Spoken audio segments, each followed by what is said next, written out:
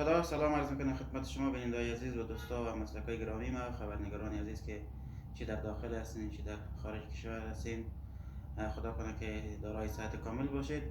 در ارتباط به موضوعاتی که در همین 2 سال اخیر البته خصوصا برای اهل رسانه و مطبوعات خبرنگارای ما حرفای تا بالا شد که گویا که پولای زیادی با آدرس خبرنگارا آمده، اما متاسفانه اون پول و خبرنگاری که واقعا مستحق نیازمند به او نرسیده و خانه ملی خبرنگاران افغانستان در این راستا واقعا نگران است.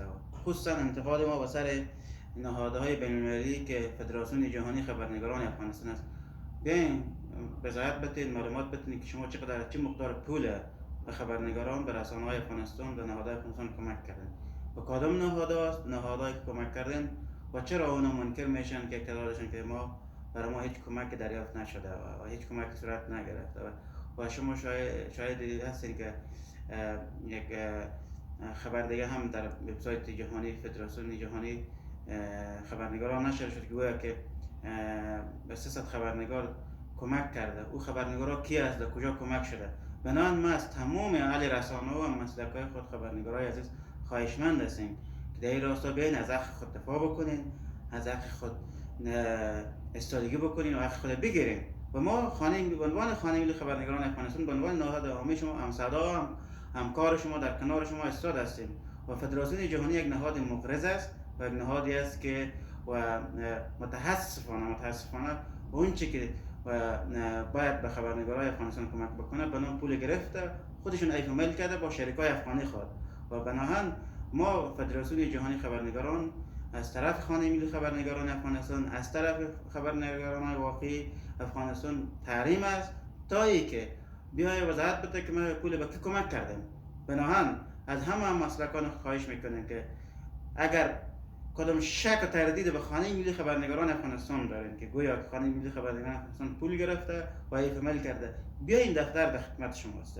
ما از ذره کارهای خودم حساب میتونیم و ذره مصرف هم کرد از بودجه شخصی خود کردیم براتون حساب میتونیم که ما با چه مشکلات تا این دم به خانه ملی را سر پای استاد کردیم و با چه مشکلاتی هنوز هم دست پنجه نرم میکنه. و این خانه خودتون است، نهاد خودتون است. امروز ما هستم و فردا شما هستین در این خانه. شما ایره تدابگذاری کردن، شما ایره رنگ و روغن بکنین، شما ایره پایه‌گذاری بکنین و اساسی ماهدش بکنین و شما ایره و جای برسونین که از این طریق بتونین از حق خود دفاع بکنین. بنابراین ما از هر اون چیزی که مصرف کردیم و با شما با هم مسلکای خود حسابدهی هستیم و هیچ ترسی هم نداریم بجز از الله. بناهن باز هم خواهش میکنم که دروازه خانه ملی خبرنگاران افغانستان برایتون باز است. هر وقت میایین ما در خدمت هستیم. فکر بکنین که نهاد خودتون است، خودتون تاسیس کردن، خودتون بنا کردن و یک آدرس برای شما است.